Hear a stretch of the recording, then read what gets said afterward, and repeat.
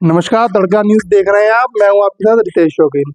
जैसा कि आप सब जानते हैं, दिल्ली में शराब घोटाले को लेके अलग ही तरीके की राजनीति चल रही है। जहां एक तरफ आम आदमी पार्टी ये कह रही है कि हमारी तरफ से कोई भी शराब घोटाला नहीं हुआ है, और वहीं बीजेपी कोई ना कोई तरीके से आम आदमी पार्टी को घेरने में लगी है। उसी मुद्दे पे बात करने के लिए आज हमारे साथ हैं राजनीतिक विशेषज्ञ नरेंद्र सिंह। आइए चलिए उनसे बात करते हैं। नरेंद्र जी, आपका स्वागत है हमारे चैनल तड़का न्यूज में। नमस्कार, धन्यवाद। पहले तो आप ये बताइए कि जो ये बीजेपी तरह तरह के इल्जाम आम आदमी पार्टी पे लगा रही है कि उन्होंने शराब घोटाला किया, ये किया, शराब घोटाले में इतने नेता बंद हो चुके हैं, पर ये कोई मिल नहीं रहा है कुछ, उसका क्या है? देखो जी, कुछ तो दाल में काला है। अदरवाइज जो केजरीवाल साहब हैं वो ईडी कम से कम जाते तो सही। वो बार बार बोलते हैं मैं कट्टर ईमानदार हूँ, कट्टर ईमानदार हूँ। तो ईडी की जांच से बच क्यों रहे हैं? मेरे को तो ये समझ नहीं आ रहा है कि वो क्यों बच रहे हैं, क्यों नहीं जा रहे हैं। एक बार जाके पेश हो जाएं, उनके सवालों के जवाब दे दें। पर जो ये पेश हुए हैं तीन, सत्येंद्र जैन जी हो गए, या फिर अपने जो भी अरेस्ट हुए हैं, उनके भी तो खिलाफ कुछ मिल नहीं रहा है ना कोर्ट में। अगर कुछ नहीं मिल रहा है तो जमानत क्यों नहीं हो रही है? जमानत का तो ऐसा है कि कोर्ट टाले जा रही है, क्योंकि बार बार आम आदमी पार्टी का है ना कि कोर्ट, जो भी है कोर्ट है, ईडी है, ये सब बीजेपी के इशारे पे चल रही है। तो जी, चोर तो यही कहता है कि जो भी है सामने वाला सब झूठ है।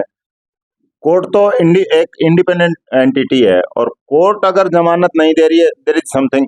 अब समझो कि कुछ ना कुछ तो गड़बड़ है। अब सबूत लाना बीजेपी का काम नहीं है, ईडी का काम है। पर बार बार इल्जाम तो यही लग रहे हैं ना कि ईडी सीबीआई सब बीजेपी के साथ चल रहे हैं, क्योंकि बीजेपी गुंडागर्दी चल रही है, एक तरीके से ये कहने का मतलब है। तो आम आदमी पार्टी को कंप्लेंट करनी चाहिए, एफआईआर कराए उनके खिलाफ। पर एफआईआर का कोई मोटिव नहीं होता ना, क्योंकि शासन में इस टाइम बीजेपी है, और हमारे अमित शाह जी तो आप जानते ही हैं जो भी हैं, तो उसके लिए तो फिर कुछ बोलना ही नहीं चाहिए। देखिए, मैं बीजेपी की तरफ से नहीं बोल रहा हूँ, लेकिन कुछ ना कुछ तो दाल में काला है। अगर जमानत नहीं हो रही है, अगर कुछ नहीं है, तो फिर केजरीवाल जी चले क्यों नहीं जाते हैं? हर बार, पिछली बार जब हुआ तो वो एमपी में चुनाव में प्रचार करने चले गए, लेकिन ईडी के दफ्तर नहीं गए। इस बार वो विपक्षना के लिए चले गए, ईडी में नहीं गए। तो वो भी तो देश की संस्थाओं पे बिल्कुल भी विश्वास नहीं कर रहे ना। मतलब उनका कहीं ना अपमान कहीं हो रहा है। मतलब कहीं ना कहीं केजरीवाल को भी डर है कि कहीं मैं गिरफ्तार ना हो जाऊं। डर उनका बिल्कुल सही है। उन्हें पक्का पता है, क्योंकि उन्होंने कुछ किया है, गड़बड़ है, तो भाग रहे हैं। अगर वो बिल्कुल साफ है, कट्टर ईमानदार है, अपनी छाती कूट के कहते हैं कि हम कट्टर ईमानदार पार्टी है, उनका कहना तो ये, उन्होंने चिट्ठी लिख के बोल ही दिया है कि जी ये सब झूठे केस हैं और ईडी अपना समन वापस ले। मतलब वो संस्थाओं से ऊपर हो गए, जो वो कहे वही सच, बाकी सब तो झूठ है।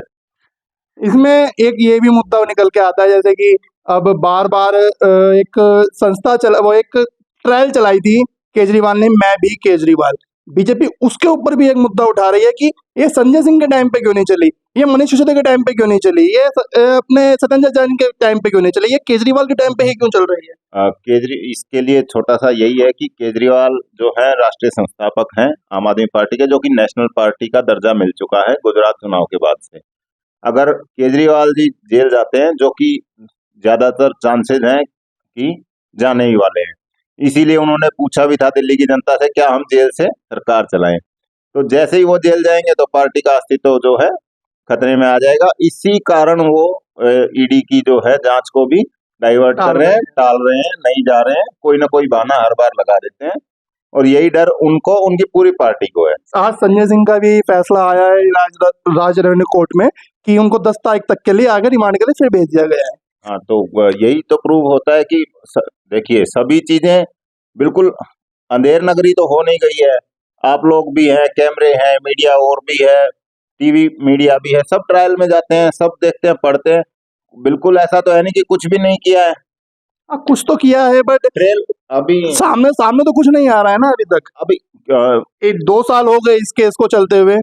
सामने वो पब्लिकली नहीं आ पाया है, लेकिन कुछ तो ऐसा फिशी है। अभी उनके जो राज्यसभा सांसद है राजेंद्र अग्रवाल जी, सीए हैं, उनके घर भी ईडी गई थी, उनसे ही पूछताछ हुई, तो उन्होंने कुछ ऐसा बताया कि जिसमें केजरीवाल जी का नाम आया है कि वो पार्टी फंड में जो भी पैसा लिकर स्कैम में हुआ है, जितने भी लिकर स्कैम में जो भी बेनिफिशियरी थे, एक्साइज पॉलिसी जो बनी थी, कोविड के टाइम पे जो बनी थी, तो उस एक्साइज पॉलिसी को एक तो इन्होंने वापसी ले लिया।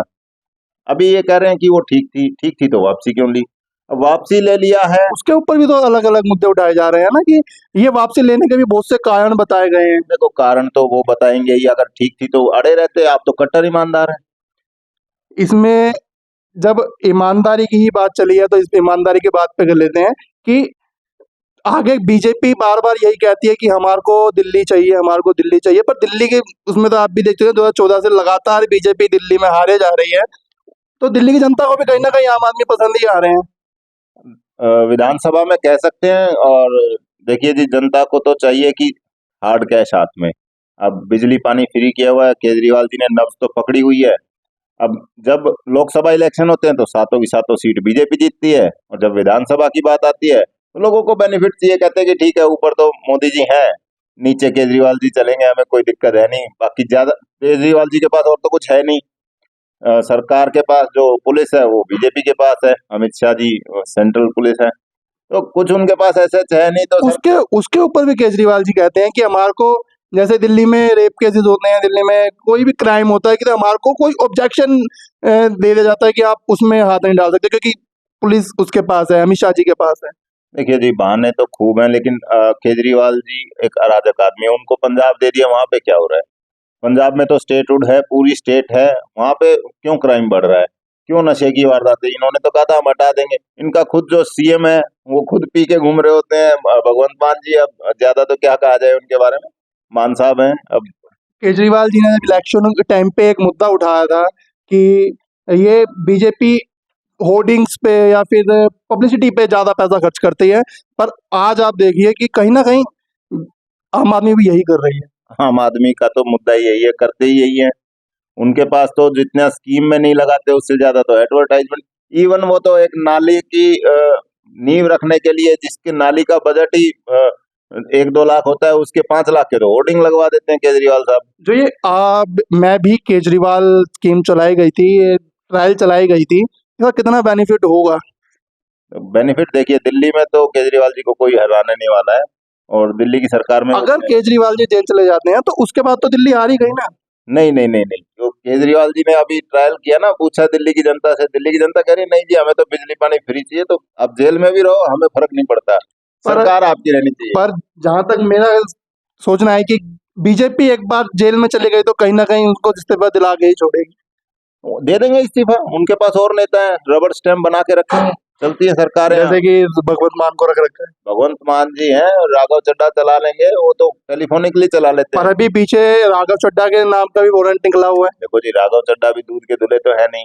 उन्होंने अपनी आईटी की रिटर्न जब भरते हैं तो दिखाते हैं कि कुछ लाख रुपए कमाते हैं सालाना, और जब शादी करते हैं तो करोड़ों का विला, एक रात का उसका बजट करोड़ों का होता है। विला के नाम से अच्छी याद आई, केजरीवाल का राजमहल, उसके ऊपर भी कुछ नहीं मिला।